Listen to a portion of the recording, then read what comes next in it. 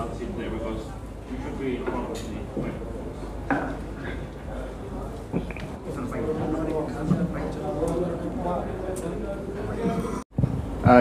hi everybody, and thank you very much for hosting me here in Bangladesh. We had a wonderful 2 days. Just right before we start, I just want to thank my hosts as well. Nazmul and the team been wonderful. We've had a very productive period of time. I've seen a lot, and it's been very useful for me, so quite a lot for me to take back to the ICC. I'm sorry, answered your question though, or specifically your question. I think COVID, there were some benefits, I guess, for cricket. One of them was the chance to use umpires at home, so it's given home umpires some exposure to international cricket that they otherwise wouldn't have had, and I think that's good. It's spread the base a little bit wider. I think if you look at the stats, you'll see that they're pretty much there or thereabouts in terms of their performances compared to what we've had with the neutral umpires. But we're out the other side of COVID, so we're reintroducing the neutral umpire arrangement, and that was decided at the last board meeting that we had of a few weeks ago. So yes, you'll see neutral umpires back up and running again.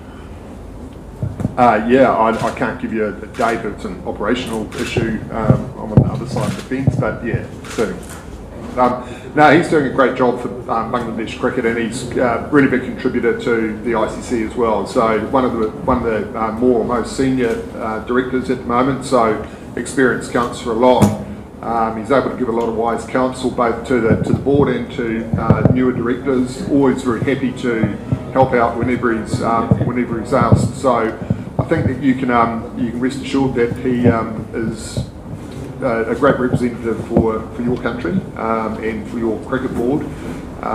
He's overseen a lot of progress for Bangladesh cricket, and long may it continue. So I really enjoy having him on the board. As I say, he's been a great contributor. I hope that answers your question, does it? Is that the answer you wanted? Thank you. Cycle of the ICC World Test Championship.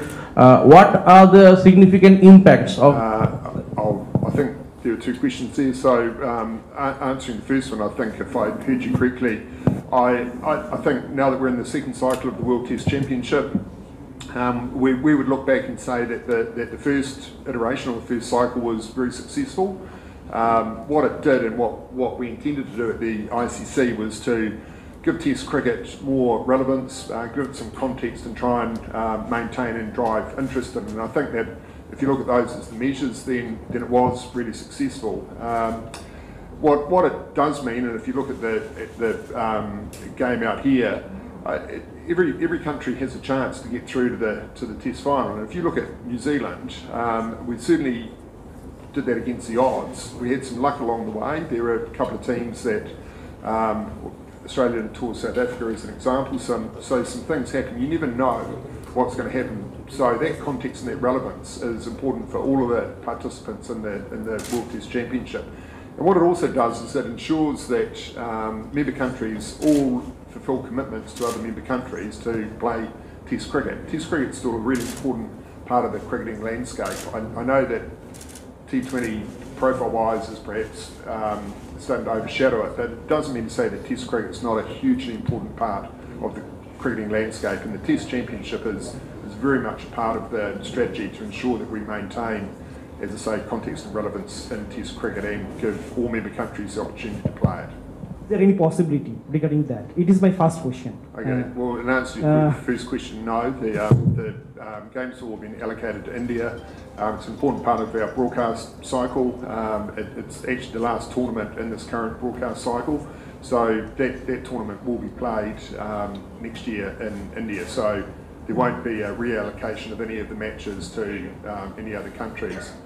But in answer to your second question, yes, absolutely there will be games and tournaments allocated to Bangladesh. And in fact, I think in 2031 you're already one of the hosts for the men's World Cup.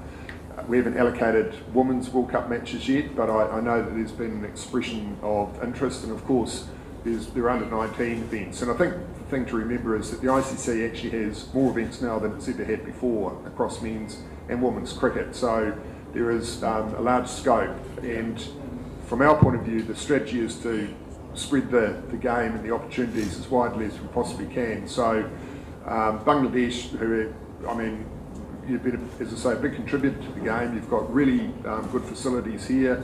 The passion for the game is probably unparalleled across most member countries. So yes, absolutely, there is a lot of opportunity for Bangladesh to participate in ICC events in the years through the next cycle. Another question is here, over the years, if I heard you correctly, you're asking whether with the number of players, because so many franchise tournaments is happening, yeah, so T20 cricket and other stuff, right? Well, the T20 competitions are domestic competitions, and the movement of players through those is an issue for the members. It's not an ICC issue. We don't have an arrangement with the players. So I would just leave that question for the member boards to answer. There is obviously a Future Tours program being put together at the moment, and I'm hoping that we'll be able to accommodate everything that's necessary in there, but it's not an issue for the ICC, no.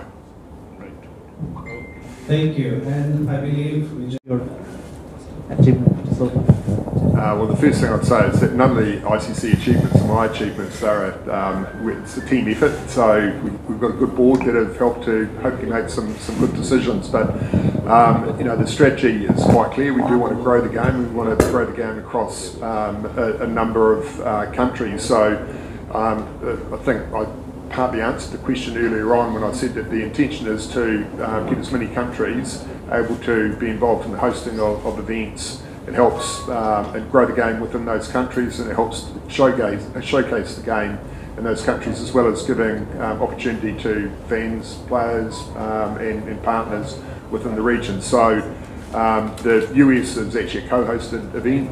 West Indies obviously will have probably the lion's share of the games, but absolutely USA will probably have a significant number, and yeah, I'm really pleased that the USA, along with a number of other countries, will get to host events through the coming cycle. And as I said, it's part of the strategy, and if we can get the game spread across the globe, then that's great for cricket. I believe that's all for tonight. I mean...